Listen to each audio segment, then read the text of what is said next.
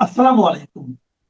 প্রিয় দর্শক, আপনাদের সকলকে আমন্ত্রণ জানাচ্ছি। ইউনূস যখন ক্ষমতায় ছিল তখনও কিন্তু এগুলা আলোচনা হয়েছে।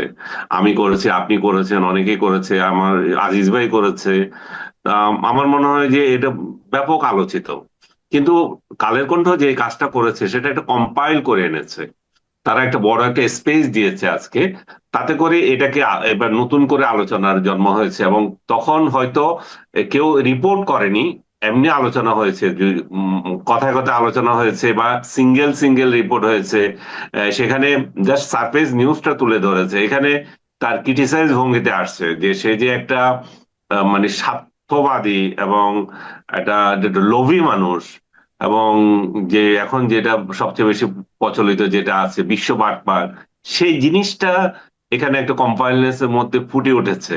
এবং যারা সমালোচনা করছে আম, এই এই রিপোর্টের, মনে করেন বেশিরভাগই এটা প্রশংসা করছে। দুই চারজন যাদের আপনি সমালোচনা করছেন, তারা কিন্তু এটা বলছে না যে ইউনূস সহি, তারাও বলছে না ইউনূস সহি।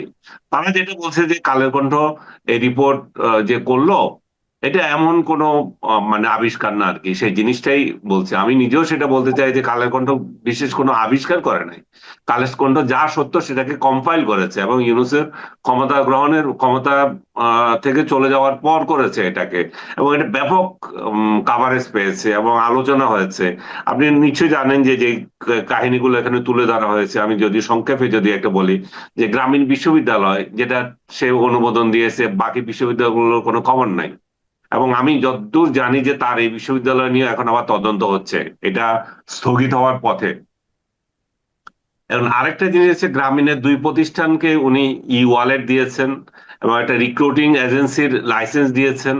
এবং শপথের আগে এবং শ্রম আইনে দণ্ডপ্রাপ্ত মামলাগুলো খালাস করেছেন, এবং 7টা মামলা খালাস করেছেন। কত বড় বেহায়া বাটপার, চিন্তা করে দেখেন। নিজে ক্ষমতায় গিয়ে নিজে 7টা মামলা করে দিয়েছে, আর মানুষকে দিনের পর দিন মামলা দিয়ে যাচ্ছে। গ্রামীণ ব্যাংকের 5 বছরের জন্য আয়কর অব্যাহতি দিয়ে 1,000 কোটি টাকা এখানে লস করেছেন। তারা বলছে যে প্রতি বছরে 2,000 কোটি টাকা তারা, 200 কোটি টাকা তারা কর দিত। এখন সেটা 5 বছর যদি চিন্তা করা হয়, সরকার 1,000 কোটি টাকা এখানে লসের সম্মুখীন হবে। এবং গ্রামীণ কল্যাণ ট্রাস্ট, যেটা 1,043 কোটি টাকা আপনার কর ছিল, সেটাকে দেন দরবার করে সে মানে 6,666 কোটি টাকা বানিয়েছিল। সেটাও আবার ক্ষমতায় বসে ওইটাকে মাফ করে দিয়েছে। মানে কি বলবেন, এগুলা বেহায়া, বেহায়ার থেকেও বেহায়া। এর মতো বেহায়া আর কেউ বাংলাদেশে কখনো ক্ষমতায় এসছে এটা কেউ দেখে নাই। তো এত কিছুর পরে যখন এই রিপোর্ট গুলো একসঙ্গে কম্পাইল করে দিচ্ছে, সেই জন্য আলোচনা হয়েছে। এবং তো স্বাধীন মালিকের একটা কমেন্ট দেখলাম, উনি সংবিধানের দিয়ে কোটেশন দিয়ে বলছে যে ক্ষমতায় থাকাকালে যে এই ধরনের যে ছাত্র সংশ্লিষ্ট জিনিসগুলো করে, সেটা যে কিভাবে এটা অন্যায় হয়, এবং এটা এই জন্য তার সাজা হওয়া উচিত। এবং আমার মনে হয় আজকে আজকে না হয় সাজা হবে না, সে যদি বেঁচে থাকে, এই সরকার পরিবর্তনের পরে যদি অন্য কোনো সরকার আসে, একদিন না একদিন তার বিচার হবে। 111-এর বিচার কি হবে কেউ আমরা চিন্তা করেছিলাম? এখন হচ্ছে না, কত বছর পরের ঘটনা। রাইট। ইউনূসও সেরকম ভাবে এই বিচারের সম্মুখীন হতেই হবে। জি, আসলে এটাই আমরাও এটা দেখেছি যে আসলে সময়টা ইম্পর্টেন্ট, কিন্তু ঘটনার বিচার হবেই। যদি কেউ ভাবে যে আমি করলাম, আমি পার পেয়ে গেলাম, এটা আসলে কেউ পার পায় না। অনেকে ভাবে হয়তো এই সময় আর কোন শেষ নেই, এরা আমাকে সাপোর্ট দিচ্ছে, কিন্তু বাস্তবতা অনেক কঠিন, আমরা তো এটা দেখছি। তাকে তো আপনি খেয়াল করে দেন, তাকে কিন্তু সাংবাদিকরা এই ব্যাপারে কোশ্চেন করারই সুযোগ পায় নাই। জীবনে সে সাংবাদিক সম্মেলনেই যায় নাই। বাংলাদেশের ইতিহাসে এটা নাই যে কোনো সরকার প্রধান ক্ষমতায় বসে সাংবাদিকদের মুখোমুখি হন নাই। এই বাটপার শুধুমাত্র কোনো সাংবাদিকদের মুখোমুখি হন নাই, কোনো সংবাদ সম্মেলনে যান নাই। ছাপোষা দুই একটা মিডিয়াকে ইন্টারভিউ দিয়েছে, আবর্জনা ছিল ওগুলো, ওগুলো কোনো পড়ার যোগ্য ছিল না। নুরুল কবির ভাইয়ের ইন্টারভিউটা তবু পড়তে পেরেছিলাম, বাকিগুলো তো আবর্জনায় ভরা ছিল। তো এরকম একটা পরিস্থিতি সে কেন মুখোমুখি হয় না? কারণ এগুলো কোশ্চেন উঠতে পারতো। এরশাদের মতো ক্ষমতাবান ব্যক্তি, জেনারেল একজন, তাকেও কিন্তু কোশ্চেন করা গিয়েছে। এই যে প্রেসিডেন্ট সাহেব, আপনার কবিতা কেন প্রথম পাতায় ছাপা হয়? Right. কোন হ্যাঁ, যোগ্যতায়? প্রশ্ন করা হচ্ছে।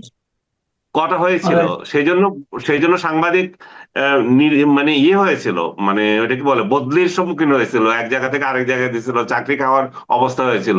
এই বাটপাট তো সাংবাদিকদের মুখোমুখি হয় নাই, এক ডাস্টবিনকে দিয়ে দিয়েছিল সাংবাদিকদের মুখোমুখি হওয়ার জন্য, আর কাউকে না। সে নিজে মুখোমুখি হতে পারে নাই। আচ্ছা, একটা কথা অনেকে বলে, আপনি যদি একটু ছোট করে বলেন, যে ইউনূসের সমালোচনা, ইউনূস সরকারের সমালোচনা, তাদের কাজের সমালোচনা বিভিন্ন শ্রমিক ক্ষমতা থাকলেন আমরা অনেকেই করেছি, আপনিও করেছেন, আমিও করেছি। কিন্তু আপনি জেল থেকে বের হওয়ার পর আপনার সমালোচনা যেন একটু বেশি তীব্র হয়ে গেছে ওনার ব্যাপারে। এটা কি আপনি আমি ব্যক্তিগতভাবে জানি না আক্রান্ত আপনারা হয়েছেন এই জন্য? আমি জেলে থাকতে আপনারা 3 মাস কোনো সমালোচনা করেন নাই বোধহয়, চুপ করেছিলেন। এই জন্য আমি বের হওয়ার পর আবার মনে হচ্ছে যে আমি বেশি করছি। আর কিন্তু আপনি যদি ধারাবাহিক ভাবে দেখেন, সেটা আগেও যা করেছি এখনো তা করছি। তখনও প্রশ্ন তুলেছি যে তুমি যে বাড়িটা ভেঙেছো, বঙ্গবন্ধুর বাড়ি, সে বাড়ির প্রেক্ষিতে আরেকটা বাড়ি, তোমার বাড়িও ভাঙা হবে। তুমি যে প্রধানমন্ত্রীর কার্যালয়টাকে বানিয়ে একটা জাদুঘর বানিয়েছো, এখন প্রধানমন্ত্রীর কার্যালয় কোথা থেকে পাবে? হয়তো কোনো একবার কোনো এক সরকার আসলে যদি প্রথম যদি কেউ কোনোটা উইথড্র করে, তাহলে সেই জাদুঘরকেই ইয়ে করবে। সেই জাদুঘর তো এখনো চালুই হয়নি।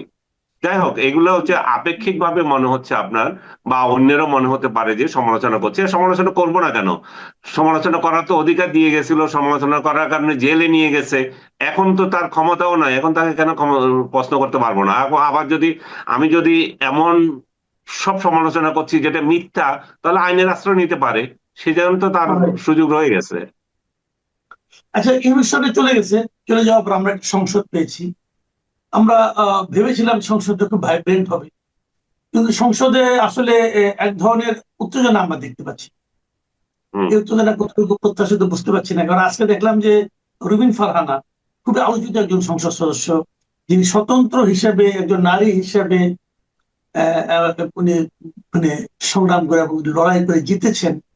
তিনি আজকে অত্যন্ত মানে যে কথাটা বললেন আমার কাছে অত্যন্ত করুণী মনে হয়েছে। উনি বললেন যে ওনাদের একজন সহকর্মী, একজন সংসদ সদস্য জামাত ইসলামের, তিনি নারী সংসদ সদস্যদের নিয়ে ওয়াজে বেশ কুৎসিত কথাবার্তা বলেছেন এবং উনি এই জন্য স্পিকারের কাছে বিচার চাইছেন। তো এই বিচার কি স্পিকার তো করবে, নিশ্চয়ই জনগণেরও তো নিশ্চয়ই ব্যাপার আছে, একটা ব্যাপার। এটা না, এটাকে আপনি জনগণ তো ছি করছে। আমি আমি নিজে ওই ভিডিওটা দেখেছি। এত নোংরা, এত কদর্য। এবং শুধু যে উনি নারীদেরকে বলছেন তা তো না, তার পাশে বসা সংসদ সদস্যদের নিয়ে, পুরুষ সদস্যদের নিয়েও বলছে। এত নোংরা ভাষায় আমি মনে হয় কোনো সংসদ সদস্যকে দেখিনি এভাবে তার সহকর্মীদের নিয়ে কথা বলে। আরেকজন সংসদ সদস্য আজকে দেখলাম, উনিও, ওনার নাম কি জানি, হামজা জাতীয় কোনো একটা, এটা তো আমির হামজা। আরেকটা, হ্যাঁ, হানজালা। হানজালা, হানজালা, রাইট। ওই ভদ্রলোক বললেন যে তাকে জঙ্গি বলছে। দেখেন, উনাকে জঙ্গি বলছে, এটাও কিন্তু উচিত হয় নাই, কিন্তু সেটা আবার জনগণ বলছে, সেটা তো তার কোনো সংসদ সদস্য বলে নাই। উনি যাচ্ছিলেন, লোকজন বলছে যে এই তো জঙ্গি যায়। তো এটা উচিত হয় নাই যে বলে, যেই বলুক, কিন্তু সে তো জনগণ, জনপ্রতিনিধি তো কোনো বলে নাই যে আপনাকে। জনগণ রাস্তায় বেরোলে আপনাকে অনেকে অনেক কথা বলতেই পারে। আপনি সেরকম যদি, আপনার গেট আপ যদি সেরকম হয়ে থাকে। যাই হোক, আমরা গেট আপ নিয়ে কথা না বলি, মানুষের মানে চেহারা সুরত নিয়ে কথা না বলি, যেটা আমির হামজা করেছে। কিন্তু বাস্তবতা হচ্ছে যে যেই যে এমপিরা এগুলো কথা বলছেন, যে যে ব্যক্তিটা যে ইয়েটা হানজালা যেটা বললেন যে আমাকে এটা বলেছে, কিন্তু ওই সংসদে তো আরেকজন সংসদ সদস্যকে বলা হয়েছে মুরতাদ। এটা নিয়ে এই হানজালা সাহেব কিছু বলছেন কিনা সে তো বলেন নাই। তো যেখানে সংসদ সদস্য ইয়েতে বসে মানে একজন সংসদ সদস্যকে বলতেছে যে মুরতাদ, সেটা নিয়ে কথা বলেন না, দূরের থেকে কোন সদস্য, কোন জনগণের জন মানে কোন এক লোক কি বললো সেটাকে গুরুত্ব দিয়েছেন। আর রুমিন যেটা বলেছে, সেটা তো আমার মনে হয় যে ওনার বিচার পাওয়া উচিত। কারণ এত নোংরা ভাষায় একজন নারীদেরকে নিয়ে কথা বলা, এবং এই এই আমির হামজা সাহেব দীর্ঘদিন থেকে সোশ্যাল মিডিয়ায় একেবারে নর্দমায় পরিণত করেছেন, যে সমস্ত কথাবার্তা বলেন ওয়াজে বসে বসে, তাও আবার।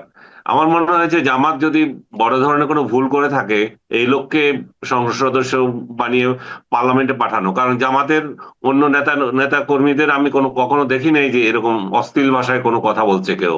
জামাতের নেতাদের একটা স্ট্যান্ডার্ড আছে, এই এত এত বিলো স্ট্যান্ডার্ড এটা।